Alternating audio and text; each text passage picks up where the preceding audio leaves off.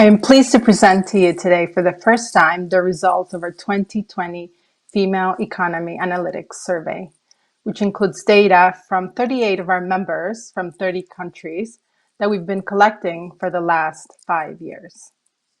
In the next 3 days, you will hear a lot about data.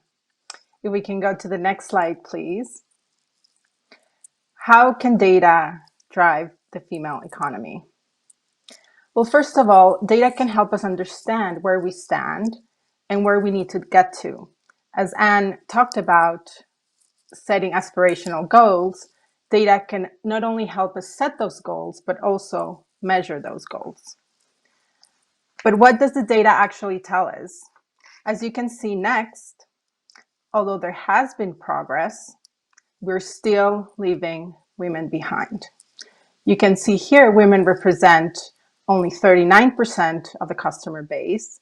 They hold only 33% of deposits. And most concerning, less than a quarter of credit is going to women. If we can go next slide, the financial sector is also not providing products to women at the same rate as men. As you can see here, women on average hold a little bit more than 75% of men's deposits, and women also receive only 2/3 of men's loans. If we can go next, but what is holding the financial sector back? We will be discussing that in the next 3 days. And although I don't have all the answers for you right now, I can tell you what the data is telling us. And the data is telling us that women are a very strong investment. As you can see next, on average, women's customer credit and deposit growth has achieved rates higher than men in the last 2 years, but we see it on a regular basis during the last 5 years. Growth rates are higher by 2 to 4 percentage points. And if we can go next slide, please. Women have also solid banking behaviors. This has been mentioned this morning throughout, but we see non-performing loans being lower for women across all segments, across all countries and geographies, across all institutions. And as you can see here, particularly for SMEs, corporate and retail, we see lower non-performing loans. And next, we can also see that women will reward providers who meet their expectations.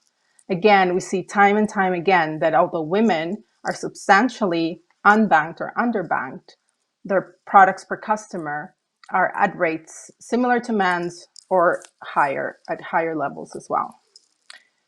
If we can go next, how do we actually unlock the value of the female economy? Well, Alliance members are actually doing just that.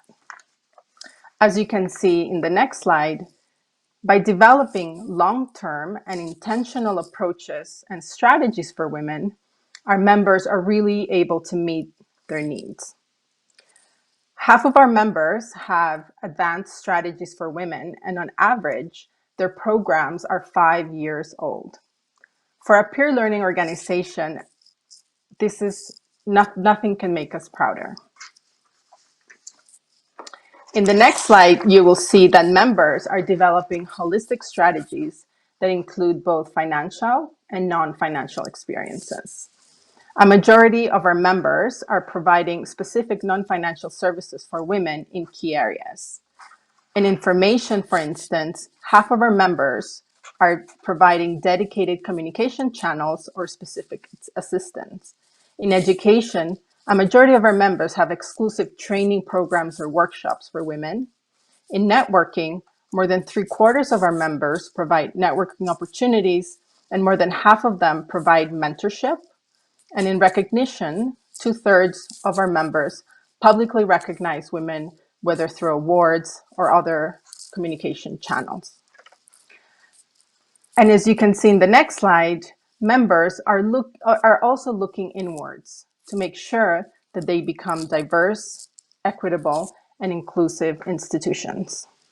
We're doing very well when it comes to staff and support staff, with half of our employees being women, but there's still some work to do when it comes to the senior leadership ranks, particularly as we go up the ladder in terms of senior managers, executives, and board members. And finally, the next slide, what is the value of the female economy? Well, throughout the 3 days, hopefully we will all be able to really understand its value. But we know in the next slide that by working together, openly sharing our experiences, and advocating for change, the impact of one alliance, which includes 38 reporting financial institutions from 30 countries, we're impacting the lives of 40 million women customers that hold $127 billion in deposits and provide $129 billion in credit. So with this data, we hope we can truly drive the impact that is needed to shift the paradigm for women once and for all. Thank you.